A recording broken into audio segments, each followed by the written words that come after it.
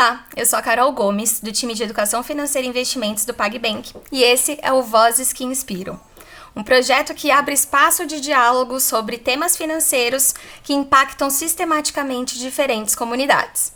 Nesse episódio de lançamento, a gente vai celebrar o Dia Nacional da Consciência Negra.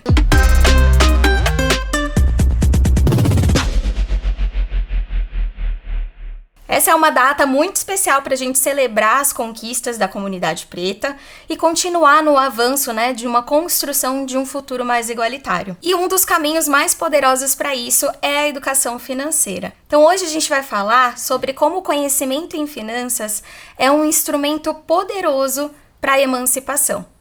Então eu tô aqui com vozes para serem amplificadas pelas suas histórias e eu vou contar com 3 convidados incríveis. Como a bagagem aqui é super extensa, eu vou trazer aqui o meu apoio para complementar. Temos aqui conosco Gilson Rodrigues, conhecido como embaixador das favelas, é presidente do G10 Favelas, um bloco de lideranças e empreendedores das 10 maiores favelas do país. Também o fundador da Bolsa de Valores das Favelas e do G10 Bank Participações. E em 2022 foi nomeado o Homem do Ano em Mobilização Social pela revista GQ Brasil. Temos também aqui a Sueli Feio, cofundadora do G10 Favelas e da Costurando Sonhos Brasil, iniciativa que, além de ensinar corte e costura, também promove a independência financeira de mulheres da comunidade de Paraisópolis. Sueli também já palestrou sobre empreendedorismo e inovação social nas favelas brasileiras na Universidade de Harvard. E aqui com a gente também está a Mari Ferreira, especialista em educação financeira, autora do livro Tostão Furado, do Zero à Liberdade Financeira, ganhadora do prêmio Educação Financeira Transforma, do Instituto XP, e criadora de conteúdo no Tostão Furado nas redes sociais. Gente, é um prazer imenso ter todos vocês aqui com a gente. Cada um aqui tem uma história transformadora, E para abrir essa roda de conversa, convido vocês a contar um pouquinho da história de vocês e o que fez vocês se envolverem com a comunidade. Posso começar? Bora! Eu sou Carol Gomes, sou comunicadora, jornalista há mais de 10 anos, atuo aqui em educação financeira e investimentos, criando ali a vida financeira, facilitando a vida financeira das pessoas e dos negócios. Sou uma mulher preta, de pele clara, cabelos cacheados, passando um pouquinho os ombros, e sou paulistana, mas de família baiana. E acho que o meu primeiro contato, de fato, de entender que o meu pertencimento é a essa comunidade, foi o momento que eu decidi assumir o meu cabelo natural. Então, cheguei nessa fase de alisar o cabelo e entendi que aquilo não me reconhecia mais. Eu precisava voltar para a minha origem. E assim começou. Luto aí para a gente continuar ocupando espaços que talvez um dia a gente não tenha pensado em ocupar. Sueli, sua vez.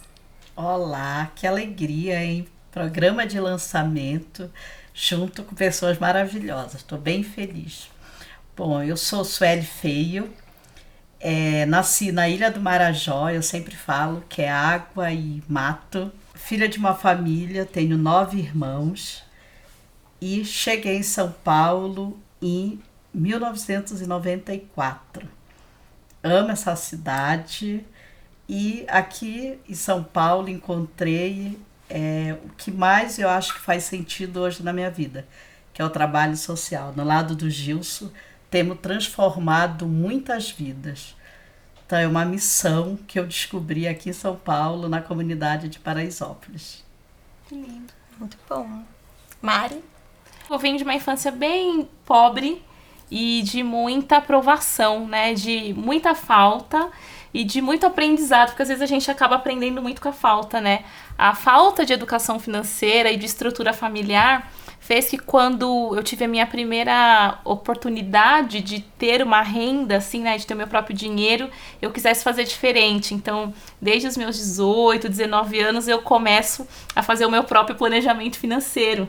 E isso me levou, ao longo do tempo, a me especializar em finanças, até que a gente chega aqui, Já foram 8 mil alunos, entre cursos e palestras, mais de 2.500 consultorias financeiras dadas, aí tem conteúdo, tem podcast, que eu tenho também um podcast no Terra, e hoje em dia o trabalho tá ganhando forma, tá uma delícia.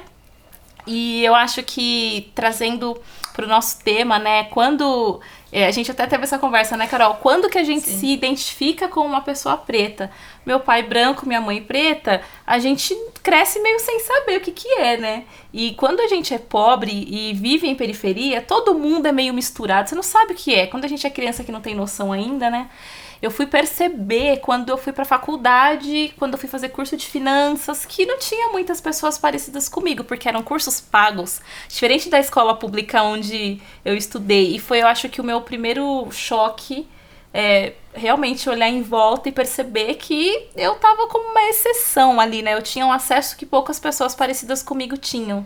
Então, acredito que esse foi meu primeiro choque, mas só o primeiro, né? Ou muitos vieram desde então, né? A gente vai ter mais tempo para compartilhar isso hoje. Muito bom. E você, Gilson, conta um pouquinho. Primeiro, olá comunidade, né? Agradecer a oportunidade, muito feliz em poder estar contando e compartilhando um pouco dessas histórias tão inspiradoras, né? Eu sou um baiano, cidadão paulistano agora.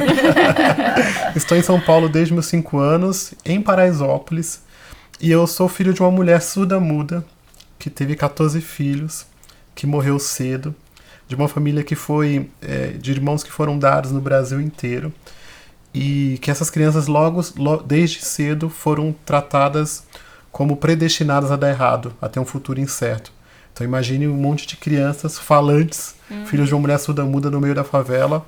Logo as pessoas olhavam para essas crianças e diziam: esses meninos vão crescer e vão ser violentos. Eu, na busca de criar um novo olhar sobre mim mesmo, eu fui buscar criar uma perspectiva não daquilo que estava me faltando, mas daquilo que eu tinha. E eu tinha um bom coração, eu já era um menino muito esperto, com vontade de trabalhar, mas eu sabia de que a forma como as pessoas me enxergavam ia me ajudar ou ia me atrapalhar. E aí eu fui buscar me enxergar também de uma maneira diferente, porque todo mundo dizia que ia ser um futuro incerto e eu olhava e via um presidente do G10, eu me via como uma liderança, um empreendedor. Então eu fui trabalhando e buscando parcerias e apoios para construir essa nova identidade, e também buscando ser herói de mim mesmo. Então, nessa perspectiva, quando você está trabalhando no social, você ajuda a mudar muitas vidas. Mas naquele momento, o desejo era mudar a minha própria vida, ser meu CEO de mim mesmo. E fui enfrentando esses desafios e chegando nessa jornada que nós estamos construindo agora com o G10 e a partir do trabalho que foi feito em Paraisópolis, e que muito nos orgulha que essa semente que foi plantada lá já está em 16 estados, 402 favelas, reproduzindo um pouquinho dessa luta, né, de não procurar culpados, mas encontrar soluções para resolver os problemas. A gente faz parte da solução. Exatamente. Né? Ao longo do tempo, eu sentia que estava sendo enganado, de que eu era predestinado a ser violento, a ser marginal, pela característica que eu tenho com relação à minha cor de pele, pelo local onde eu vivo, e aí era como se eu tivesse que seguir aquela linha. E eu sempre faço um paralelo que uma criança numa família rica, eu sempre digo isso, de que uma criança com as características que eu tinha numa família rica, em geral, ela é tratada como criativo, futuro CEO, presidente da república e tal. E as nossas crianças mais imperativas, mais espertas da favela, por vezes, são tratadas como trombadinhas. Então daí a necessidade de criar um novo olhar e buscar uma nova perspectiva para que as nossas crianças possam conhecer as nossas histórias de sucesso. Por isso que é importante esse programa Vozes que Inspiram, porque eles têm a oportunidade de conhecer a Sueli, a Mari, de te conhecer e falar: poxa, se elas conseguem, eu também posso conseguir. Com certeza. Com o trabalho do G10, vocês estimulam esse empoderamento, né? Você chegou a comentar em alguns outros programas sobre o embargo econômico, né? Que, se a gente puder traduzir aqui livremente, acho que o desafio que a gente enfrenta só por ser dali, né? Da Exato. comunidade. A gente sofre uma série de bloqueios só por ser da favela. Aí por você ser preto da favela, a situação vai se agravando com o processo. E nós descobrimos que a melhor forma de transformar a favela, de acabar com a pobreza, é ajudando essa favela a prosperar. Que apesar de estar em bolsões de pobreza, essa pobreza acumulada, movimenta algum nível de riqueza. E as favelas no Brasil movimentam 200 bilhões de reais. E a gente sofre esse embargo econômico como se a gente não fosse cliente. E ele se dá quando os aplicativos de carro não vão lá, quando o e-commerce nos bloqueia, quando os bancões não nos dão crédito, e a gente vai vivendo, sendo tratado como marginal e violento, quando na verdade a gente está sendo marginalizado e violentado pelos serviços que não chegam. Então é preciso levar acesso. E esse acesso se dá através da educação e principalmente de acesso a recursos para transformar a vida. A Sueli também faz bastante parte, né, desse movimento, Sueli. Queria saber um pouco de você, com esse empoderamento que com a Costurando Sonhos você oferece, proporciona para mulheres que recorrentemente ali elas podem estar num cenário mais de vulnerabilidade, né? Como que você vê isso como um impulsionamento para que essas mulheres tenham oportunidade de chegar no potencial que elas têm, de enxergar isso nelas, né? Carol, quando nós iniciamos o Costurando Sonhos, ele era um projeto. A nossa ideia era ter um projeto que capacitasse mulheres vítimas de violência doméstica. Então, a nossa ideia era, vamos capacitar e ajudar a inseri-las no mercado de trabalho. Para nossa surpresa, quando a gente capacitou as primeiras mulheres, nós vimos que não era fácil a empregabilidade, por vários motivos. Escola no período integral, falta de uma rede de apoio, os locais de costura muito longe do local de moradia. E como alternativa, a gente resolveu empreender, criar e comercializar nossos próprios produtos. Eu sempre falo que a primeira transformação que o Costurando Sonho fez foi na minha vida. Então eu estava ali no meu mundinho, nunca mexi com costura, trabalho totalmente burocrático, eu fui despertada. Não que eu nunca tinha ouvido falar em violência, que eu nunca vivi próximo, né, dessa realidade, mas porque eu não tinha sido tocada. E ali eu tive a oportunidade de ser tocada e de perceber que eu poderia fazer. E como alternativa, resolvemos empreender. Empreender é desafiador, e principalmente quando você é de favela. Então, é o acesso ao crédito, você vai no banco convencional, não tem linha de crédito. Então, a dificuldade é muito grande. Se o Costurando Sonho, lá no comecinho, não tivesse o apoio do G10 Bank, que investiu um recurso para a gente comprar maquinário, seria muito difícil, porque uma máquina, é caro uma máquina, você comprar uma máquina. Então, o sucesso do nosso trabalho é muito uma rede de apoio, pessoas que acreditaram na gente. Lógico, Costurando Sonho, ele é eu e a Nilde que idealizamos. É muito esforço, é muita dedicação, mas tem uma rede de grandes empresas que acreditaram na gente. E foi fácil acreditar, não. É esse empoderamento, essa coisa que o Gilson falou, né? A gente precisa ser protagonismo da nossa própria história de fato. Se empoderar, né? Então eu acho que teve esse trabalho de Sueli e Nilde se empoderarem e depois ajudar a empoderar as mulheres. Então, Vozes que Te Inspiram é muito trabalho que a gente faz, das pessoas olharem para a gente e falar: se Sueli, que veio lá da Ilha do Marajó, lá do mato, se Nilde, que veio lá do fundão do Maranhão, se elas podem, eu também posso. Que muitas vezes não basta só capacitar, o passo seguinte muitas não conseguem, e você ali pega na mão, coloca no programa de estágio que o Costurando Sonho tem. Depois, se ela optar por trabalhar em casa, pega a produção, manda para ela. Então, todo esse trabalho, todo esse movimento vai empoderando. E muito pelo exemplo mesmo. Ser um bom exemplo.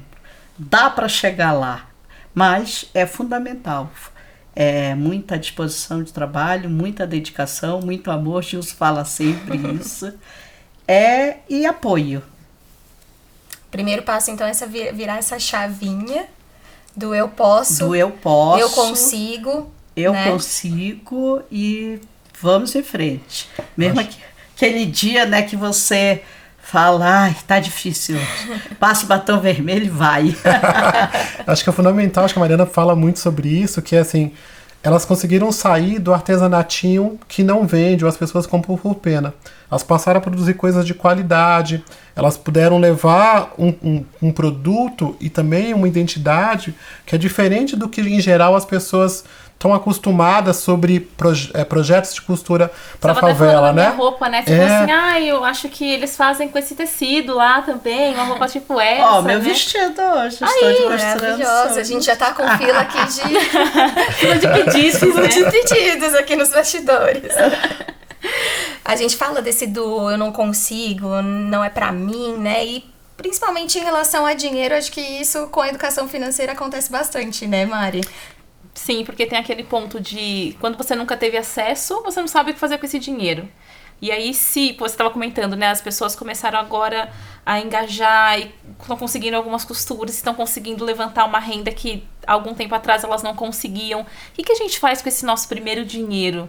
Então a gente socorre necessidades na maior parte do tempo e a maior parte das pessoas fica ainda correndo nas necessidades e tem pouco espaço para fazer uma poupancinha para um mês que a venda for mais baixa. Então, assim, esse é um momento que eu sempre falo para as pessoas, a primeira reserva é a mais difícil de se fazer, porque a gente fica ali ainda apagando incêndio e quando a gente apaga acaba o gás, né? As dificuldades já é tão grande, quando entra um dinheirinho, você já quer realizar o sonho, né?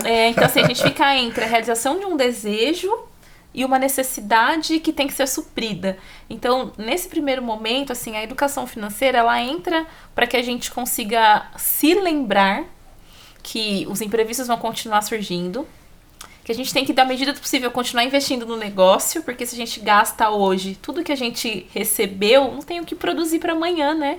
Então, essa estratégia de negócio que é muito importante e lembrar que se a gente conseguir fazer a nossa lição de casa nos primeiros meses em que o dinheiro está entrando, há uma chance de depois facilitar, porque os primeiros são os mais difíceis, né?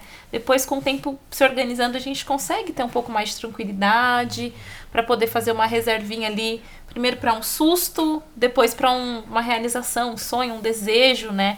Criar esse hábito, né? Sim, uma vez eu fui dar uma aula em escola pública de uma comunidade, assim, muito próxima a uma comunidade também, e um aluno estava explicando sobre juros. Como que funciona? Vocês sabem por que cobra juros, não cobra, né? Daí ele falou assim, eu não concordo que tem que pagar. Eu acho que é melhor não pagar. Porque se eu não pago, depois de um tempo a dívida fica mais barata. Então o ideal é não pagar. A minha tia comprou uma moto. E aí ele falou assim, a minha tia comprou uma moto e ela não pagou. E aí depois de um tempo a moto ficou a metade do preço.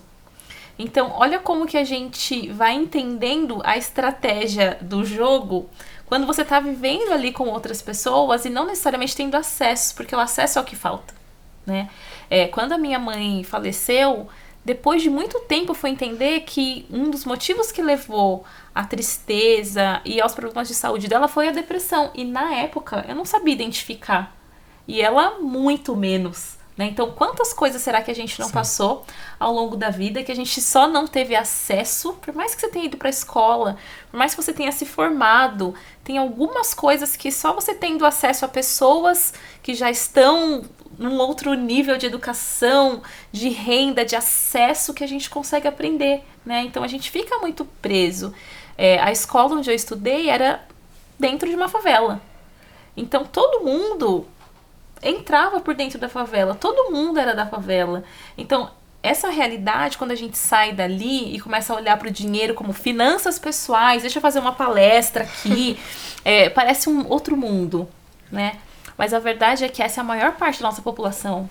E a gente tem que falar de dinheiro de um jeito mais acessível, porque para algumas pessoas é R$1.000 por mês. E a nossa sensação é que o pessoal deixa de falar e quando fala parece tão chique que parece que não é pra gente, né? Você não percebe isso? Fica muito complexo, né? Sim, e a gente vai vendo, né, assim, quem que é o público-alvo da maior parte das empresas? Quem é que consome mais? Quem é que tem traumas na infância de não ter podido tomar um Danone? E aí, quando cresce, você quer ir no mercado e comprar todos os tipos. Na minha época era o McDonald's. Eu fui comer McDonald's já adulto. E aí, quando você passa na frente, dá um negocinho, não dá? Não dá uma sensaçãozinha? Com certeza. Porque a gente vai colher, a gente vai vivenciando muitas necessidades, né, muita falta, e quando a gente cresce, a gente quer suprir essa falta, e o dinheiro entra bem nessa lacuna. Tem um espacinho, aí começam a gerar outras questões, né, Tem relacionadas... muita crença, muito tabu em cima disso. E muita certeza, né, porque você não teve mesmo. Você não teve, então é certeza que você não teve, é certeza que você ainda quer. Então é difícil a gente crescer e falar, não, eu vou ter autocontrole, não vou comprar isso, vou guardar esses R$50 esse mês. É um desafio bem complexo mesmo. Essa crença que nos fazem acreditar vai nos limitando e é como se a gente não pudesse. Vai se enraizando nisso. Como é que eu busco resolver isso com os meus filhos? Eu tenho 2 filhos, o Eduardo e o Vinícius. É não deixando de ir. Então, quando eu chego num local que é muito comum eu estar e ser o único homem negro lá, eu quero levar mais pessoas, eu quero que meu filho também frequente. E que ele possa estar em todos os lugares e se sinta à vontade estando lá. Então, se a gente não for contando essas histórias e mostrando que o que antes diziam pra gente que era impossível, agora pode se tornar realidade, é inevitável que aconteça, a gente vai abrindo caminhos para que outras pessoas não tenham que passar por situações que a gente já teve que passar no passado, né? Então, a gente imagina Sueli vindo da Ilha do Marajó, né, lá no meio do Rio, parar em São Paulo, imagine quantos desafios não tiveram que ser superados. Se ela não mostrar e contar a sua história de sucesso e inspirar outras mulheres, talvez tantas outras mulheres da Ilha do Marajó, do Maranhão, quer dizer, que estão por aí passando por dificuldades, nunca vão ter a coragem de se permitir fazer de vir para uma cidade grande, ou de empreender, ou de qualquer uma situação, né? Mesmo lá. E também criando uma rede ali que funcione, né? Exato. Porque a gente está pensando em trazer para a cidade grande, trazer para São Paulo, que é onde a gente está aqui hoje, mas o Brasil inteiro está carente de ações e de pessoas que se colocam à frente de uma ação social, que puxam outras pessoas, outras mulheres, né? E a gente pensando em comunidade negra, nós somos a maior parte do país, e nós somos a maior parte também em nível de vulnerabilidade, Exato. De pobreza. Então, as ações sociais precisam começar, e é bom que a gente se movimente de algum jeito, né? O poder da representatividade é muito grande, né? Porque quando a gente vê um lá, a gente fala, eu posso também. Eu posso chegar lá. Isso é ocupar esses fundamental. espaços. Quando a gente chega, a gente sempre fala que conhecer o exterior, e lá em Cannes é chique, né?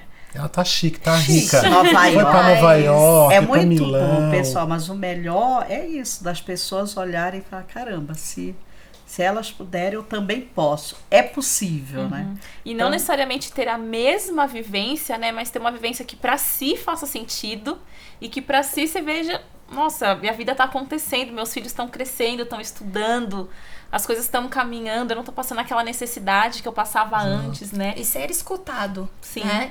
Porque a gente tem a nossa história, a nossa relevância, e não é só ocupar, é a gente falar, ser escutado, passar a nossa mensagem para ir carregar mais gente com a gente, né? E eu acho legal essa coisa que a Mariana falou, de que você não precisa vir para São Paulo ou ir para a capital. Você pode ter essa experiência. Quando você olha para os nordestinos que estão em São Paulo, o grande sonho deles é voltar para sua terra. Sim. O desejo deles era de não ter saído. Então, é possível pensar em oportunidades e criar ações, projetos para as pessoas ficarem.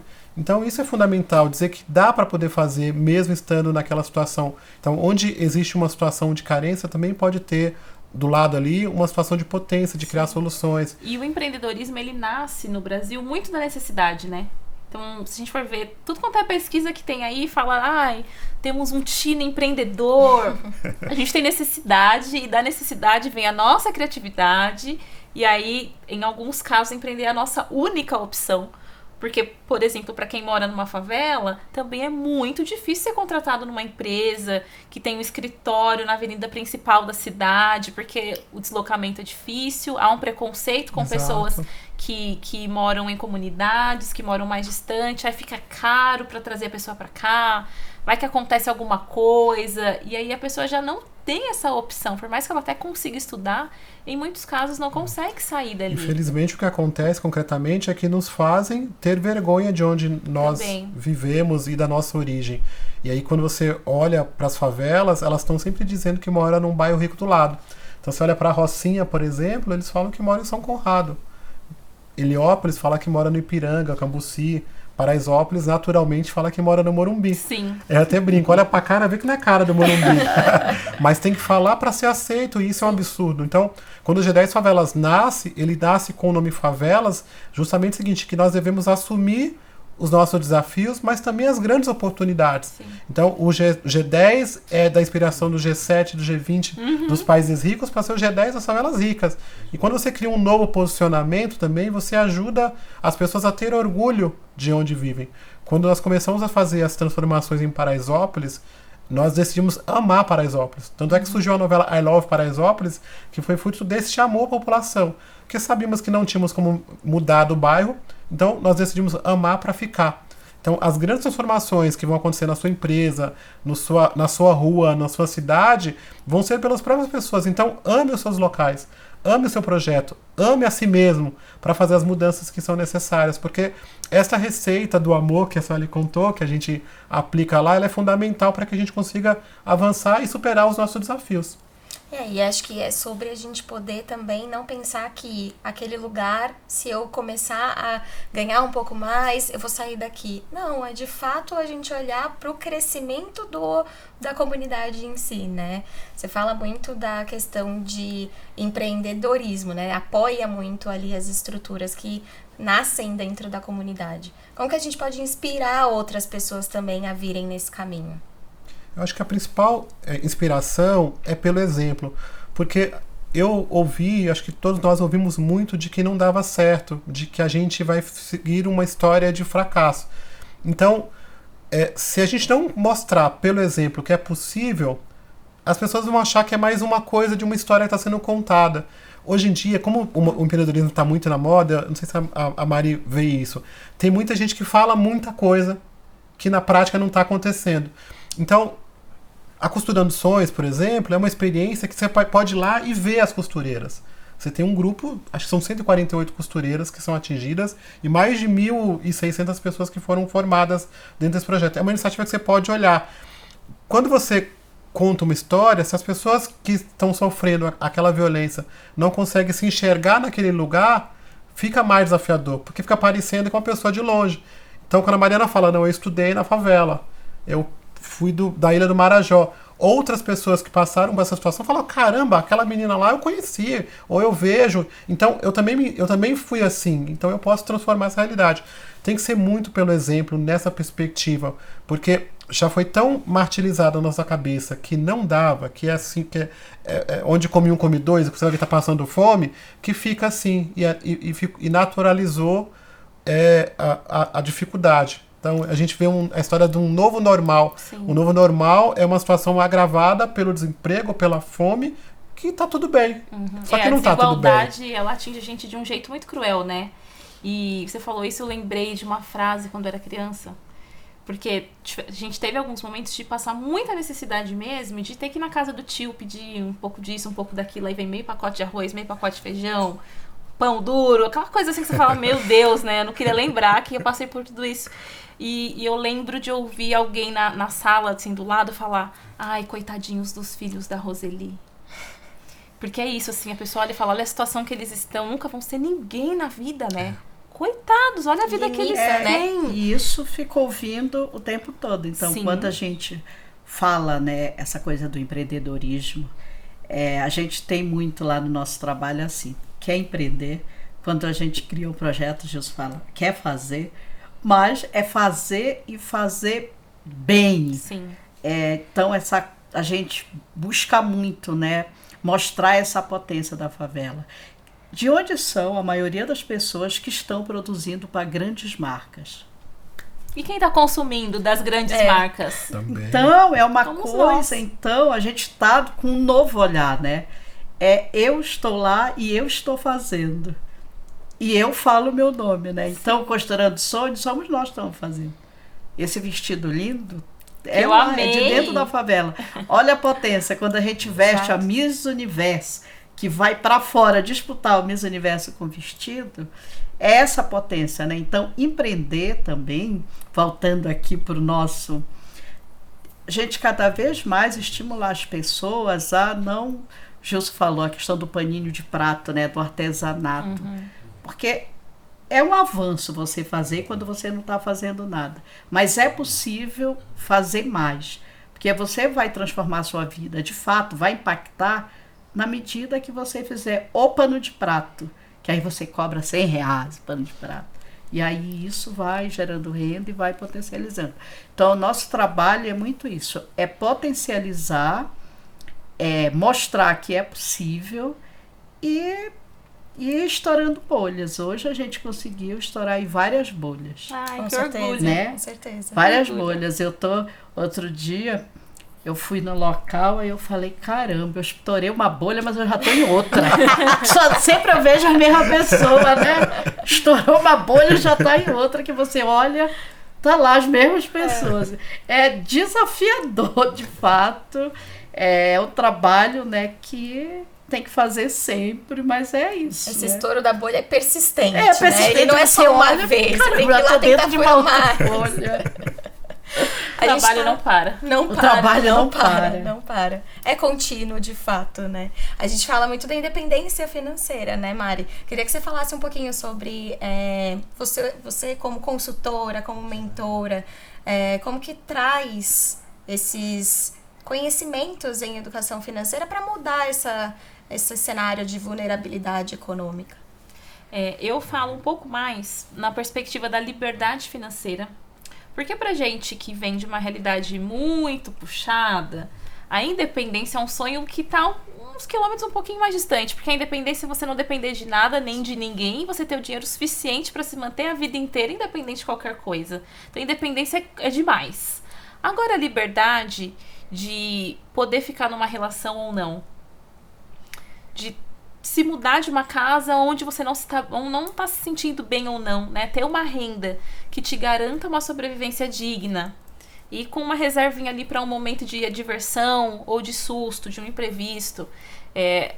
Para mim, isso é a liberdade. E essa tá mais ao nosso alcance. Inclusive, eu acho que se a gente apostasse menos, se a gente tivesse menos essa vontade de dar um salto e pular todo o caminho, né? Se a gente tivesse um pouco mais de disciplina para seguir o caminho no passo a passo, a chance de você alcançar a liberdade financeira seria muito maior, né? Infelizmente, as pessoas têm tanta falta e tanto medo de nunca chegarem lá que elas tentam pular esse estágio.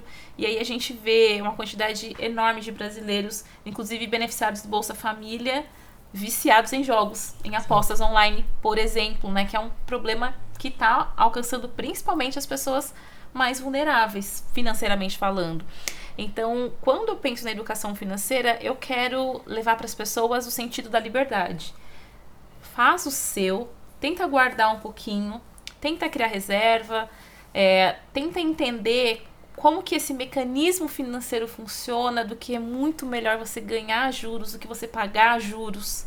A gente empobrece toda vez que a gente paga juros sem necessidade. Às vezes a gente precisa pagar juros, mas em alguns momentos a gente podia escolher diferente e a gente acaba escolhendo um financiamento caro porque a gente não leu um contrato, pouco a gente do não desconhecimento, pesquisou. né? Então, o que eu penso da educação financeira, pegando a base da pessoa que tem nenhum conhecimento, eu sempre tento falar com muito carinho, usando a psicologia econômica, justamente para entender que se você errou, com certeza é porque você não sabia qual era o caminho certo.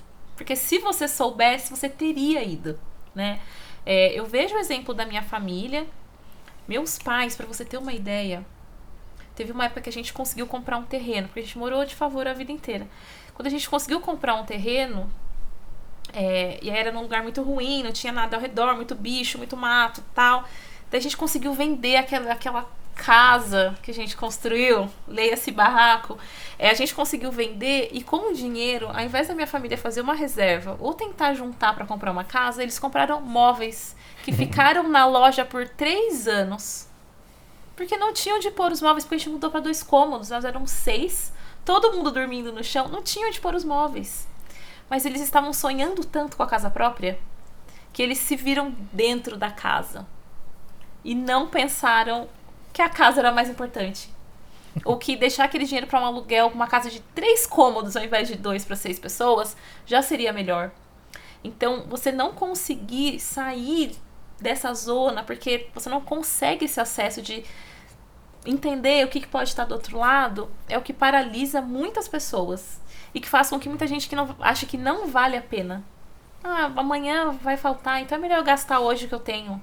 Tô com vontade de comer isso aqui. Viver só o hoje, Vou viver o hoje, porque vai que amanhã eu não tenho. Eu acho muito legal essa coisa que você está ensinando de fazer por etapas, né? Hoje em dia, com essa coisa da internet, fique rico em 21 dias, ganhe Os 1 milhão, cursos, né? tem muita coisa. Então, muitas pessoas fazem muitas loucuras, inclusive com essa coisa dos jogos, que tá escancarado, as pessoas Sim. deixarem de comer para jogar no sonho de ficar rico.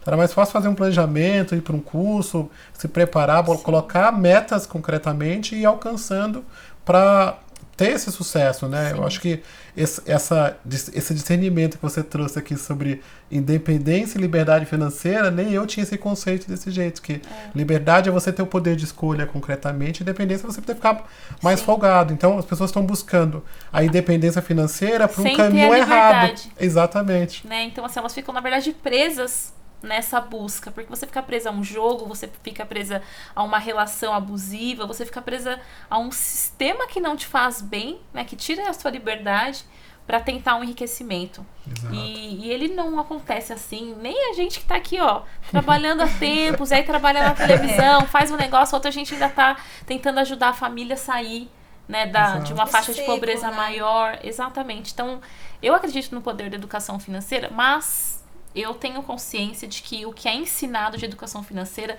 nem sempre é da forma mais responsável e mais realista. Então tem muita gente que fala, é só você querer que você consegue. Acorda mais cedo e vai vender bala no cinema antes de ir pro trabalho, né? Porque é fácil fazer dinheiro. Só que essas pessoas nunca fizeram isso. Então, acho que assim, a gente tá cheio de coaches Exato. de renda Não extra. tem fórmula mágica, Não, né, gente? 50 alternativas de fazer renda extra. Você fala, tá bom, tô com 3 filhos aqui. Me fala o que eu eu faço com consigo eles? fazer com eles pra eu ir poder fazer sua renda extra prometida, né? Então tem algumas questões que eu falo, acho que a gente ainda tem que melhorar também, assim como a educação financeira nas escolas, que também precisa ser melhorada. A gente tá dando, assim, os primeiros passos bem, bem pequenininhos, né? De uma aula ou outra no mês que abordam educação financeira, mas ainda não tem um professor exclusivo, né? Não tem Que é uma uma grade coisa curricular nova muito bem também, definida. né? Uma Sim, coisa, as pessoas poucos anos. Exato. Poucos anos. E agora o pessoal tá anos. no finalzinho do ano, vai chegar o 13º, Natal, as festas, todo mundo quer dar um susto na pobreza, né? E Não gastam tá aqui, tudo. não, Então o que você recomenda, Mas assim? aí O que sabe você qual que é o faz com esse dinheiro Sabe agora? qual que é o maior problema dessa época? Porque a gente se empolga e se fala, não, agora eu vou receber um dinheiro a mais, dá pra comprar algumas coisas. O eu mereço. Eu mereço. As pessoas compram no crédito e elas vão pagar em janeiro. Esse é o maior problema. Porque se você recebesse seu 13º e gastasse só o seu 13º no débito, no Pix, tava ok. Mas o que acontece? As pessoas gastam ele porque a conta já tá As dívidas. negativa, a conta já tá, né, meio bagunçada, mas elas se iludem de que esse dinheiro existe. Então elas compram no crédito pra pagar em janeiro, que já tende a ser o mês mais O difícil dinheiro do já ano. vem cansado. Aquele que vem Ressaca de ano novo. Então, esse, na verdade, é o maior problema. Então, a dica, né, seria a gente fazer uma projeção de orçamento. Porque, normalmente, as pessoas, elas olham o orçamento do que já foi. O que eu gastei. Elas vão anotam, eu tenho que pagar uma conta de luz, mas eu já gastei tanto na compra do mercado, e vão colocando o passado. O que a gente tem que fazer para um dinheiro que ainda não entrou é projetar o futuro. O que eu vou precisar pagar com certeza em dezembro e janeiro, que são meses de gastos mais altos geralmente, e o que me sobra? O que eu vou fazer com essa sobra? Eu vou guardar, eu vou gastar, eu vou comprar alguma coisa, vou dar o presente para alguém, vou caprichar na ceia. Então, esse é o ponto, né? O que a maioria das pessoas faz é só olhar para trás ou no máximo para o hoje, mas o presente é que faça com que a gente tome melhores decisões, porque senão a gente vai no embalo, na empolgação. E as decisões conscientes, com certeza, elas precisam de um tempinho aí de Sim. raciocínio, né? De antecipação. Gente, infelizmente... Não. A gente Já tá passou. chegando no final da nossa roda de conversa. Não, mas calma, ainda não acabou. Antes, eu até quero convidar quem tá assistindo a gente fala o que vocês estão querendo ver mais, outros temas, pra gente poder trazer outras edições do Vozes que Inspiram aqui futuramente. Combinado? Vamos para a última rodada de perguntas? Tristemente. Se a gente pudesse, a gente ficava muito mais Nossa, tempo. talvez Né? a gente rápido, fique. né? Talvez a gente fique e vocês vão ver isso aí de repente nas nossas redes sociais. Ah, uns Alguma coisa bastidores. Assim, bastidores. Sueli, o que você falaria pra Sueli lá de 2017 pra ajudar quem tá ouvindo a gente? Ser mais corajosa. Ser mais corajosa e acreditar, né? Acreditar é muito importante, assim, a gente acreditar na gente. Eu acho que quando você se empodera, as coisas tendem a andar numa velocidade melhor. Então, eu acho que de 2017 para 2019 teve assim um salto, que foi ali aquele momento, aquela transição, né? De acreditar que era possível, que eu poderia sim pegar na mão de outras mulheres e ajudar essas mulheres a ter liberdade financeira, Gostei. a sair do ciclo de violência doméstica. E a gente, o Consultoria do Sonho, é prova viva de que dá certo. Não é à toa que a gente foi lá na ONU, em Nova York, falar sobre economia circular, que nós fizemos um look para uma Miss Universo, estivemos em Milão fazendo desfile, então é possível. Agora as empresas também, elas podem ajudar na parte social, porque a fome não espera, mas é muito importante que ela acredite nos negócios de favela, que elas contratem o serviço. Então, Costurando Sonhos, além de peças de vestuário, esse vestido aqui que estou é da nossa marca, a gente faz uniforme, faz camiseta, faz brinde corporativo. Então, é muito importante. Muitas empresas já estão fazendo, mas a gente precisa que mais empresas tenham esse olhar para a favela. O Gilson fala sempre que perde oportunidade quem não está investindo em favela. E é isso mesmo.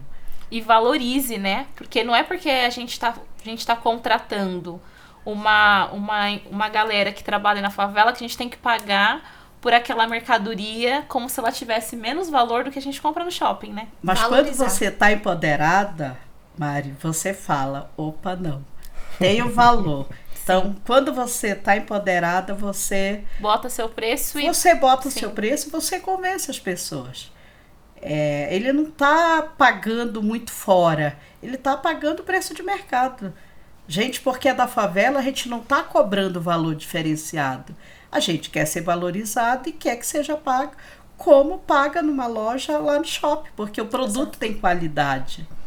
Então, estou bem feliz de ter essa oportunidade aqui de vir compartilhar a nossa história. Mari, você falou coisas aqui incríveis. Obrigada. Sobre a educação financeira, a gente teve também de aprender a mexer com dinheiro.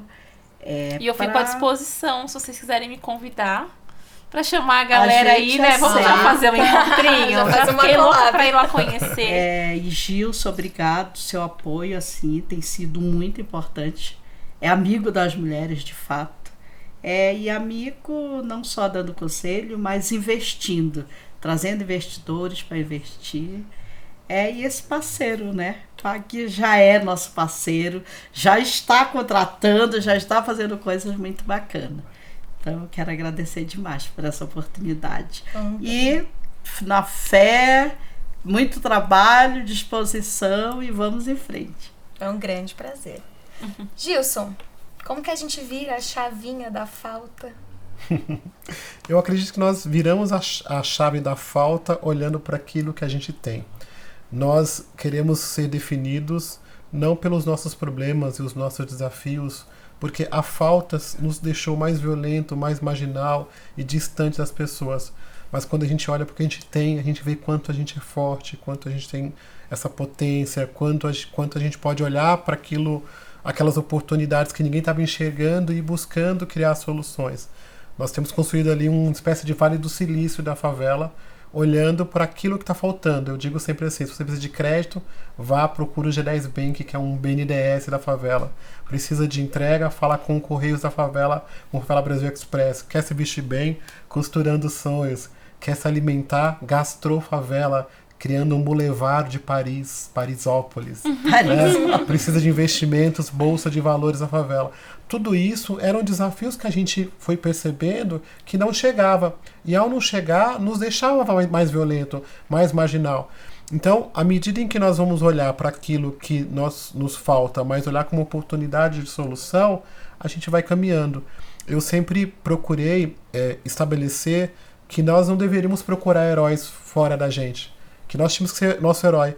Porque imagina eu com 14 anos, sem pai, sem mãe, fui treinado de alguma forma para ser contra o mundo. Eu tinha que ser contra as emissoras de televisão, os jornais, eu tinha que ser contra todo mundo pela minha situação social. E eu falei, poxa, mas alguém tem que ser a favor de alguma coisa. E diziam, não tem que ser contra, porque daqui 50 anos você vai viver com seus netos um país melhor. E eu pensava, mas e hoje? Então eu quero ver hoje, óbvio que eu quero deixar legado, mas eu quero ver hoje melhor com os meus filhos, eu quero ter qualidade de vida, então nós vamos trabalhando para que a favela seja a favela do presente e não a favela do futuro, como às vezes as pessoas vêm falar, a favela é o futuro. E o futuro nunca chega. E o futuro nunca chega. É como o Brasil, que era o país do futuro, e esse futuro não chega. Então nós somos um Brasil do presente, uma favela do presente, que constrói suas alternativas todos os dias, não olhando para aquilo que está faltando, vamos olhar aquilo que a gente tem. Porque o Brasil é rico em água, é rico em petróleo, no verde, nas pessoas. Por que a gente está passando dificuldade? Então, se a gente se unir mais, cooperar mais uns com os outros, nós vamos crescer e ser o Brasil do presente. Sem dúvida alguma. Mari? Tô apaixonada. De tudo que você viveu como educadora financeira, qual mensagem você deixa para quem está assistindo a gente? Olha, eu acredito que a coisa mais importante é a gente aprender o nosso valor e os momentos em que a gente tem a capacidade de tomar decisões que podem mudar o jogo, né? Então, para mim, o conceito principal de educação financeira é como que a gente toma a decisão na hora certa, do jeito certo, para impactar na nossa vida de uma forma positiva. Então, o ganho de consciência, você não ter medo de olhar o número, está com dívida, vamos olhar para ela, vamos entender um jeito de sair disso daqui. Enfrenta, né? E é um enfrentamento para a gente sair de uma situação desagradável, incômoda e algumas vezes que nos adoece, pra gente chegar numa realidade de vida que primeiro a gente fica no 0 a 0 e tudo bem ficar um tempinho no 0 a 0, sabendo que existe um próximo passo, né? Que dá pra gente ser mais feliz se a gente conseguir olhar pro nosso dinheiro com mais carinho e menos raiva, porque a gente olha pra falta e não pro que ele pode nos proporcionar, né? Teve uma consultoria que eu dei pra uma moça e ela realmente, eu perguntei, como que é a tua relação com o dinheiro? Porque eu vi que ela tava com muita raiva de estar ali comigo e ela que tava me contratando, né? E ela falou assim, é de ódio. Eu odeio, né? E aí eu falei assim, mas você foi pra faculdade, você foi pra escola, você pegava um ônibus, como que você pagava? Quando você comprava um doce, quando você comprou um presente pra alguém, quando você pintou seu cabelo, o que viabilizou isso? O dinheiro, ele viabiliza. Se a gente olha para ele com carinho, se a gente olha para ele com consciência, se a gente resolve fazer as pazes com o dinheiro, por menor que ele seja, ele começa a servir a gente para o nosso propósito, porque a gente precisa primeiro, né? Quando as nossas necessidades estão atendidas e a gente está agindo com propósito, as outras coisas começam a fluir também, né? Até porque quando a gente tá com a nossa vida mais organizadinha, a gente sabe falar alguns nãos que são importantes para coisas e pessoas, não necessariamente só para bens materiais. Às vezes a gente olha e fala, essa pessoa aqui nunca vai me pagar, não adianta, já pediu empréstimo para todo mundo, nunca pagou. Tenho que aprender a falar não, eu tenho que aprender os meus limites. Então, a educação financeira, ela pode fazer tanto por nós, assim, a nossa vida pode ser tão melhor a partir do momento que a gente tem esse acesso. A minha foi tão transformada, né? Foi tão transformada. E a minha primeira ação, que eu tô falando de tomada de decisão, foi uma coisa minúscula, que pode dar risada. Mas quando eu tive meu primeiro salário, e na época a gente usava passe de ônibus, que era uma cartela, talvez você não saiba, era uma cartela que você destacava vários ticketzinhos e entregava pro cobrador o passe do ônibus. Eu tava tão traumatizada de muitas vezes não ter dinheiro pra ir, ter que ir a pé pros lugares, que eu falei, a primeira coisa que eu vou fazer é comprar a cartela do passe de ônibus pro mês inteiro. E aí eu me organizei financeiramente com uma coisa mínima, que foi ter o dinheiro do meu transporte. Eu não queria a falta. Então, às vezes, o nosso combustível é a falta.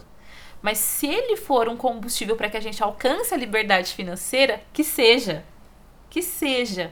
O que ele não pode é fazer com que a gente se aprisione cada vez mais num consumo irreal para a nossa realidade financeira, né? Um consumo que não vai nos agregar e que vai, na verdade, nos colocar sempre numa posição desfavorável, de vulnerabilidade, né? E de favor, que é uma coisa que a gente não gosta mesmo.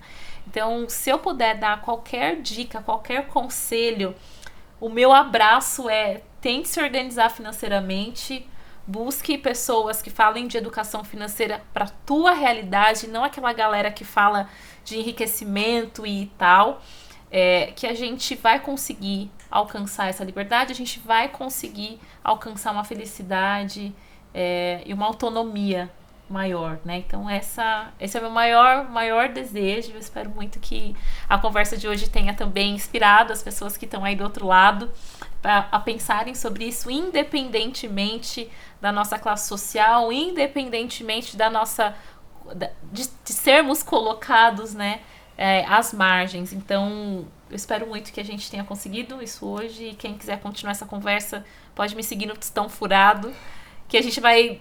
Primeiro a gente começa sem nenhum tostão furado no bolso, depois a gente começa a acumular. Tá certo, isso mesmo. Acho que a mensagem que fica é que a independência financeira, a liberdade financeira, ela é um transformador social. Né?